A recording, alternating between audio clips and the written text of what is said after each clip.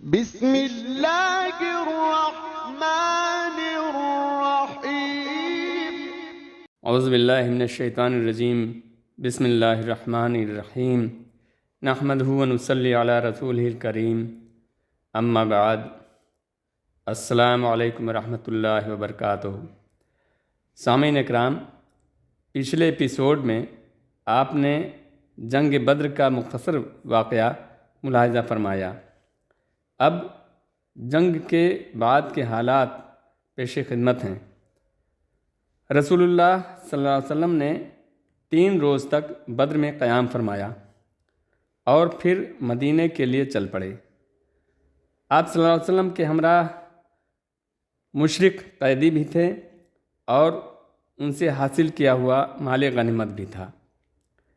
آپ صلی اللہ علیہ وسلم نے حضرت عبداللہ بن کعب رضی اللہ تعالیٰ عنہ کو اس کی نگرانی سونپی۔ جب آپ صلی اللہ علیہ وسلم وادی صفرا کے درے سے باہر نکلے تو ایک ٹیلے پر پڑاؤ ڈالا اور وہیں خمس یعنی 5واں حصہ نکال کر باقی مال غنیمت مسلمانوں پر برابر برابر تقسیم کر دیا۔ اس کے بعد راستے میں مسلمانوں کے کئی وفود سے ملاقات کرتے ہوئے آپ صلی اللہ علیہ وسلم مدینہ منورہ میں اس طرح مظفر و منصور داخل ہوئے کہ شہر اور گرد و پیش کے سارے دشمنوں پر آپ کی دھاک بیٹھ چکی تھی۔ اس فتح کے اثر سے مدینہ کے بہت سے لوگ حلقہ بگوش اسلام ہوئے۔ رسول اللہ صلی اللہ علیہ وسلم کی مدینہ تشریف آوری کے ایک دن بعد قیدیوں کی آمد ہوئی۔ آپ صلی اللہ علیہ وسلم نے انہیں صحابہ کرام پر تقسیم فرما دیا اور ان کے ساتھ حسن سلوک کی وصیت فرمائی۔ اس وصیت کا نتیجہ یہ تھا کہ صحابہ کرام رضی اللہ تعالیٰ عنہم خود کھجور کھاتے تھے لیکن قیدیوں کو روٹی کھلاتے تھے۔ واضح رہے کہ مدینہ میں کھجور بے حیثیت چیز تھی اور روٹی خاصی گراں قیمت تھی۔ اسیران جنگ کے متعلق حضرت صلی اللہ علیہ وسلم نے مسجد نبوی میں صحابہ کرام سے مشورہ کیا تو حضرت عمر فاروق رضی اللہ تعالیٰ عنہ نے فرمایا کہ میری تو یہ رائے ہے کہ ان قیدیوں کے اندر ہم میں سے جو جس کا عزیز ہے وہی اس کا قتل کریں، تاکہ مشرکوں کو یہ معلوم ہو جائے کہ ہمارے دلوں میں اللہ اور رسول صلی اللہ علیہ وسلم کی محبت قرابت داری کے مقابلے میں بہت زیادہ ہے اور اسلام کے مقابلے میں تمام رشتے بیکار ہیں۔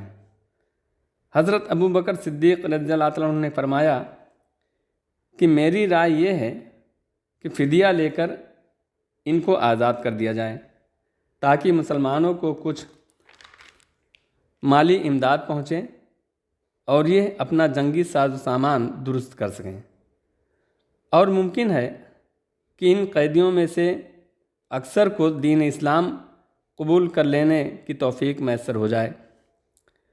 رسول اللہ صلی اللہ علیہ وسلم نے حضرت ابو بکر صدیق رضی اللہ تعالیٰ عنہ کی رائے کو پسند فرمایا۔ بعض قیدیوں کو بغیر فدیہ لیے ہوئے ویسے ہی چھوڑ دیا گیا۔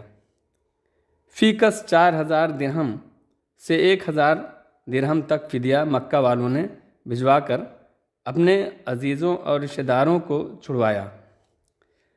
جو قیدی لکھنا پڑھنا جانتے تھے اور زر فدیہ بھی ادا کر سکتے تھے ان سے کہا گیا کہ مدینہ کے 10 بچوں کو لکھنا پڑھنا سکھا دیں اور آزاد ہو جائیں۔ رسول اللہ صلی اللہ علیہ وسلم کی بیٹی حضرت زینب رضی اللہ تعالیٰ عنہ ابھی تک مکہ ہی میں اپنے شوہر ابو العاص کے یہاں تھیں۔ ابو العاص بھی ان قیدیوں میں شامل تھے۔ حضرت زینب رضی اللہ تعالیٰ عنہ نے اپنے گلے کا ہار اتار کر ابو العاص کے فدیہ میں بھیج دیا تھا۔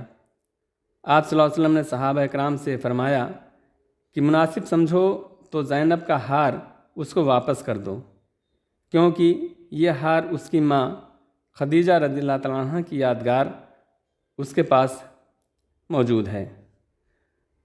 لوگوں نے بخوشی اس بات کو قبول کر لیا اور حضرت ابو العاص کو چھوڑ دیا۔ ابو العاص نے مکہ میں واپس پہنچ کر حضرت زینب رضی اللہ تعالیٰ عنہ کو مدینہ میں رسول اللہ صلی اللہ علیہ وسلم کے پاس بھجوا دیا۔ حضرت ابو العاص رضی اللہ تعالیٰ عنہ اس واقعے کے 6 برس بعد مسلمان ہوئے۔ جنگ بدر کے متعلق سورہ انفال نازل ہوئی، جو در حقیقت اس غزوے پر ایک خدائی تبصرہ ہے۔ اس تبصرے کی چند باتیں مختصراً اس طرح ہیں۔ اللہ تعالیٰ نے سب سے پہلے مسلمانوں کی نظر ان کوتاہیوں اور اخلاقی کمزوریوں کی طرف مبذول کرائی جو ان میں ابھی باقی رہ گئی تھی۔ اس توجہ دہانی کا مقصد یہ تھا کہ مسلمان اپنے آپ کو ان کمزوریوں سے پاک صاف کر کے کامل ترین بن جائیں۔ اس کے بعد فتح میں اللہ تعالیٰ کی تائید اور غیبی مدد شامل تھی، اس کا ذکر فرمایا۔ اس کا مقصد یہ تھا کہ مسلمان اپنی شجاعت کے فریب میں نہ آ جائیں، جس کے نتیجے میں ذہن پر غرور اور تکبر تسلط ہو جائے۔ اس لیے وہ اللہ تعالیٰ پر توکل کریں اور اس کے پیغمبر صلی اللہ علیہ وسلم کی اطاعت جاری رکھیں۔ پھر ان بلند اغراض و مقاصد کا تذکرہ کیا گیا ہے جن کے لیے رسول اللہ صلی اللہ علیہ وسلم نے اس خوفناک اور خونریز معرکے میں قدم رکھا تھا۔ پھر مشرکین و منافقین کو اور یہودیوں اور جنگی قیدیوں کو مخاطب کر کے فصیح و بلیغ نصیحت فرمائی گئی ہے تاکہ وہ حق کے سامنے جھک جائیں اور اس کے پابند بن جائیں۔ اس کے بعد مسلمانوں کو مال غنیمت کے معاملے میں مخاطب کرتے ہوئے انہیں اس مسئلے کے تمام بنیادی قواعد و اصول سمجھا دیے گئے ہیں۔ جنگ بدر کے بعد 22 رمضان المبارک کو آپ صلی اللہ علیہ وسلم مدینہ میں واپس تشریف لائے۔ اسی رمضان کی آخری تاریخوں میں رمضان کا روزہ اور صدقہ فطر فرض کیا گیا اور زکوٰۃ کے متعلق نصابوں کا تعین بھی کیا گیا۔ صدقہ فطر کی فرضیت اور زکوٰۃ کے نصاب کے تعین سے اس بوجھ اور مشقت میں بڑی کمی آ گئی جس سے فقراء مہاجرین کی ایک بڑی تعداد دوچار تھی، کیونکہ وہ رزق کی تلاش کے لیے زمین میں دوڑ دھوپ کے امکانات سے محروم تھے۔ پھر نہایت نفیس اور خوشگوار موقع یہ تھا کہ مسلمانوں نے اپنی زندگی میں پہلی عید جو منائی وہ شوال سن 2 ہجری کی عید تھی، جو جنگ بدر کے فتح مبین کے بعد پیش آئی۔ کتنی خوشگوار تھی یہ عید سعید، جس کی سعادت اللہ تعالیٰ نے مسلمانوں کے سر پر فتح و عزت کا تاج رکھنے کے بعد عطا فرمائی۔ اور کتنا ایمان افروز تھا اس نماز عید کا منظر جسے مسلمانوں نے اپنے گھروں سے نکل کر تکبیر و توحید اور تسبیح کی آوازیں بلند کرتے ہوئے میدان میں جا کر ادا کیا تھا۔ اس وقت حالت یہ تھی کہ مسلمانوں کے دل اللہ کی دی ہوئی نعمتوں اور اس کی رحمت و رضوان کے شوق سے لبریز تھے اور ان کی پیشانیوں اس کے شکر کی ادائیگی کے لیے جھکی ہوئی تھیں۔